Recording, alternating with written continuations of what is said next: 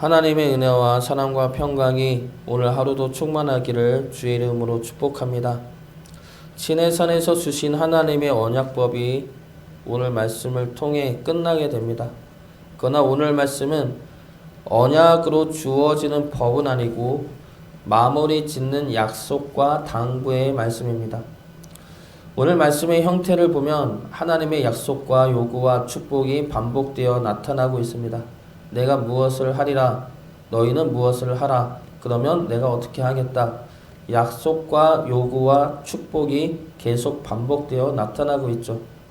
하나님이 하신 약속은 두 가지입니다. 먼저 내가 사자를 보내어 인도할 것이다 라는 약속입니다. 20절 말씀 보겠습니다. 내가 사자를 내 앞서 보내어 길에서 너를 보호하여 너를 내가 예비한 곳에 이르게 하리니. 하나님의 인도하심에 대한 약속이죠. 이 약속은 출애굽기에서 계속 반복되어 나타나고 있는 약속입니다. 하나님께서 이렇게 반복하여 말씀하시는 이유가 무엇입니까? 한 번 말해서는 듣지 않기 때문이죠. 그래서 계속해서 반복하여 다시 약속하시고 다시 확인시켜 주시는 겁니다. 내가 널 인도할 것이다. 내가 광야길에서 너를 보호하고 너희를 인도할 것이다. 하나님의 약속입니다. 그러면 우리는 무엇을 해야 합니까? 하나님의 말씀을 청종해야 한다는 것이죠. 21절 말씀 보겠습니다. 너희는 삼가 그의 목소리를 청종하고 그를 노엽게 하지 말라. 그가 너희의 허물을 용서하지 아니할 것은 내 이름이 그에게 있음이니라. 청종은 듣고 행하는 것입니다. 청종은 순종이죠. 하나님의 인도하심에 우리가 할 것은 순종입니다. 듣고 행하는 것이죠.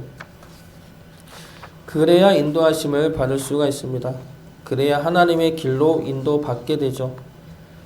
양들이 목자의 말을 듣지 않으면 길을 잃어버리게 됩니다.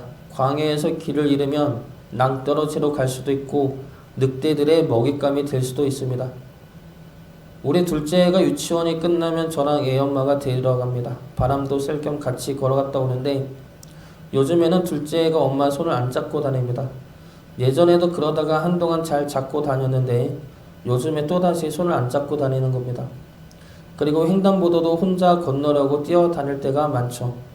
그럴 때마다 예은아 멈춰야 돼 그러는데 간혹 가다가는 안 멈추고 뛰기도 합니다. 그러면 어떻게 됩니까? 사고가 날 수가 있다는 것이죠. 멈추라면 멈추어야죠. 위험할 수 있으니까 멈추라는 건데 혼자 뛰지 말고 엄마나 아빠 손을 잡고 가라는 건데 그래야 무사히 안전하게 집으로 같이 올 수 있지 않겠습니까? 하나님의 인도하심도 마찬가지라는 겁니다. 인도하는 입장에서 인도받는 우리들이 말을 안 들으면 인도가 되지 않습니다. 우리 마음대로 딴 길로 가고 우리 멋대로 가고 싶은 대로 가면 그만큼 인도가 늦고 그만큼 위험하게 됩니다. 그래서 중요한 것이 청종이라는 것이죠. 순종이라는 겁니다. 그것이 안전하게 인도받는 길이죠. 하나님은 사자를 보내서 우리를 인도할 것이다 말씀하십니다. 그러면서 우리가 청종하면 우리의 원수들을 대신 대적하겠다 말씀하십니다. 우리를 보호하시겠다는 것이죠. 우리를 원수로부터 지켜내시겠다는 겁니다. 우리가 가는 모든 광야길에서 우리를 위협하고 공격하는 그 모든 대적들을 하나님이 끊어내시겠다는 겁니다. 하나님의 말씀을 청종하시기 바랍니다. 듣고 순종하시기 바랍니다. 그러므로 우리가 가는 광야길이 하나님의 보호하심으로 인해 안전하고 평탄한 길이 될 수 있기를 주의 이름으로 축복합니다. 하나님의 두 번째 약속은 위엄과 왕벌을 먼저 보내시겠다는 약속입니다. 그러므로 하나님의 땅을 차지하게 하시겠다는 말씀이죠. 27절과 28절 말씀 보겠습니다. 내가 내 위엄을 내 앞서 보내어 내가 이를 곳에 모든 백성을 물리치고 내 모든 원수들이 내게 등을 돌려 도망하게 할 것이며 내가 왕벌을 내 앞에 보내리니 그 벌이 히위 족속과 가나안 족속과 헷 족속을 내 앞에서 쫓아내리라.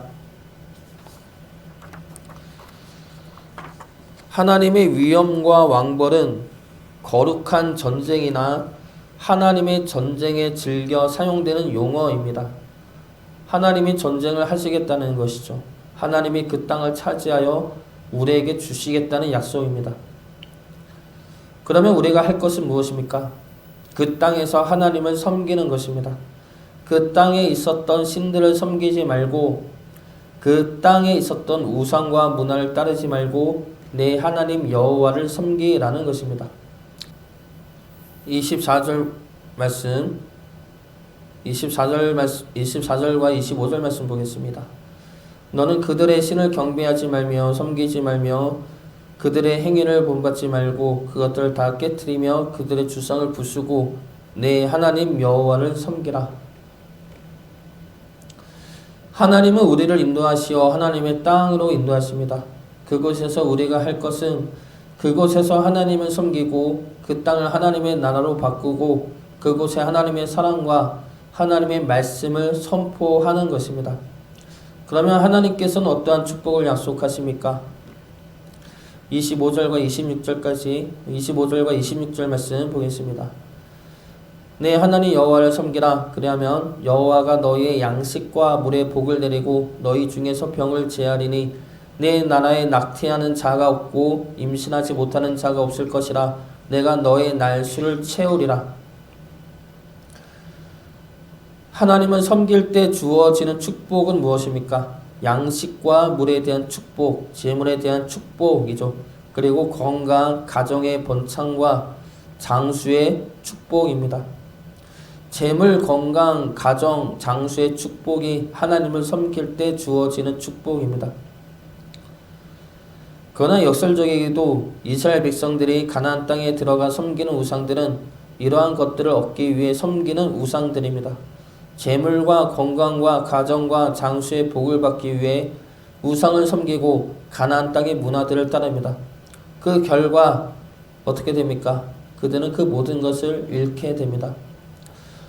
우리 또한 이 세상 속에서 살면서 이러한 것들을 쫓을 때가 있습니다. 재물을 쫓아가고 건강을 쫓아가고 가정을 위해 하나님을 섬기지 않고 다른 것들을 섬길 때가 있습니다.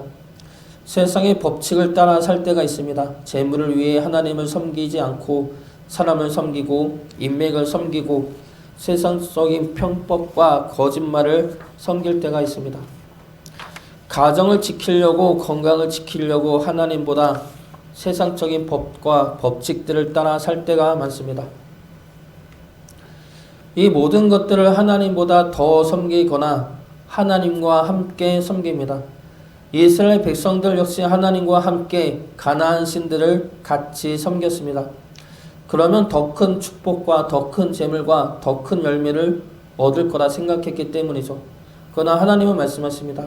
그 모든 것들은 너희가 나 여호와를 섬길 때 내가 너희들에게 줄 것이다. 가나안 신들이 주는 것이 아니라 너희를 구원한 나 여호와에게 있으니 내게 오라 라는 것입니다. 우리가 가는 모든 곳은 거룩한 하나님의 나라입니다. 하나님이 우리를 백성 삼으셔서 우리가 받는 그 모든 것을 하나님의 나라로 주셨습니다. 그러면 우리가 가는 모든 곳에서 우리는 하나님을 섬겨야 합니다. 그 땅을 주신 분이 하나님이기 때문이죠. 그 땅을 취하시고 주신 분이 우리 하나님 여호와이시기 때문입니다. 하나님은 언약법을 마무리 지으면서 두 가지 약속을 하시죠. 내가 너희를 인도할 것이다. 내가 너희에게 열매 맺는 땅을 허락할 것이다. 그 약속에 우리가 할 것은 무엇입니까? 순종과 섬김입니다. 인도되어지는 광야길에서 하나님의 말씀을 듣고 행하는 것이며 허락하신 땅에서 하나님만을 섬기는 것입니다. 그러면 하나님께서 약속하신 축복을 임하신다 말씀하십니다. 광야길에서 원수들과 대적들로부터 보호하시고 하나님의 땅에서 재물과 가정과 건강의 복을 허락하여 주신다 말씀하십니다. 순종과 섬김을 통해 하나님이 말씀하신 축복 가운데 살아갈 수 있기를 주의 이름으로 축복합니다.